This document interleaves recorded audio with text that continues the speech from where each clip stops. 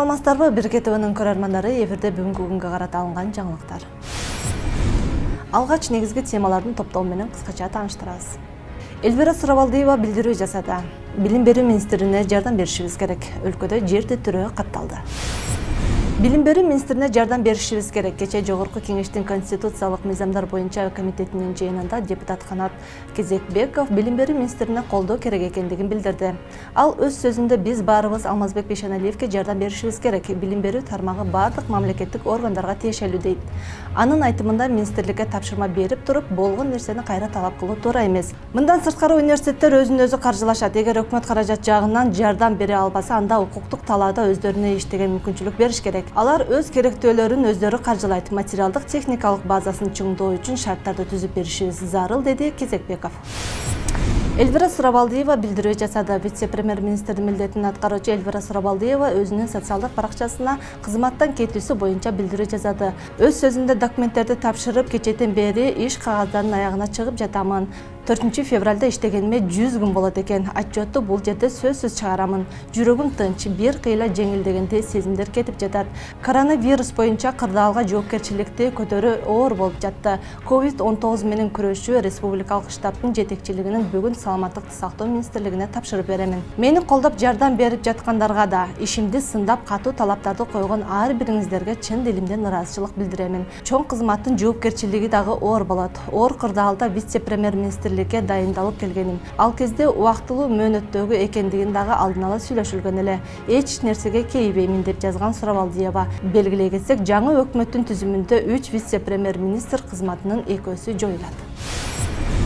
Контрабанданын көлөмү 1 миллиард сомго жетти. Бүгүн 3 февралда Бишкек шаарынын маалымат жыйынында айыл чарба министринин милдетин аткарып келген Тилек Токтогазиев чек арада көптөн берки маселелер боюнча билдирди. Анын айтымында бүгүнкү күндө контрабанданын көлөмү 1 миллиард сомго жетти. Унду, улпак же азык-түлүктүн башка түрү катары катташпагандыктан бюджетке акча келип түшпөйт, деди Токтогазиев. Ал көп жылдардан бери иштеп келген контрабанданын схемалары бар экенин, анын командасы ошолор менен күрөшкөнүн айтты.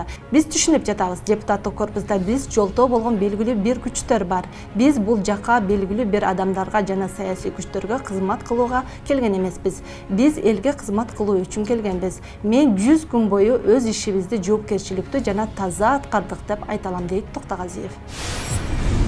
Өлкөдө жер титирөө катталды. Кыргызстандын түштүк аймагында 2 жер титирөө катталды. Бул тууралуу өзгөчө кырдаалдар министринин басма сөз кызматы билдирди. Кыргыз Республикасынын сейсмология институтунун маалыматына таянсак, 2 февралда саат 13:40 Кыргызстан менен Кытайдын чектеш аймагында күчү 3,5 балга жеткен жер титирөө катталган. Жер титирөө Ош облусунун Алай районунун Нора айылында 3 бал, Иркештам айылында 2,5 балга чейин жеткен. Ошондой эле 3 февралда саат 4-тө Өзбекстандын аймагында күчү 4 балга жеткен жер титирөө катталган. Жер титирөө Жалал Абад облусунун Аксы районунун Кызыл Жар, Жылкол, Кум айылдарында 3 балга чейин сезилген. Жер титирөөдөн жабыркагандар жана кыйроолор катталган жок. Калктык тейлөө борбору менен 119 кызматы ишин баштайт. Айы Гранд Комфорт соода борборунда жайгашкан калктык тейлеген борбордун жана 119 телефон чалуу кызматынын иши жанданып, бүгүн өз калыбына иштеп башташты. Бул тууралуу мамлекеттик каттоо кызматынан билдиришти. Мамлекеттик каттоо кызматы өрттөн эч ким жабыркабагандыгын, документтер архив толугу менен сакталып калгандыгын баса белгиледи. Эске салсак, кече Айы Гранд Комфорт соода борборунда өрт чыгып, ал имаратта жайгашкан элдик тейлөө борборунун кызматкерлери жана келген жарандар эвакуацияланган. Нокауттан көз жумган мушкер. Пакистандык бокс чебери Мухаммед Аслам Хан кайрымдуулук бокс чеберинде нокауттан кетип каза болду. Бул тууралуу The Sun маалымат булагына таянып P-Sport жазып чыкты.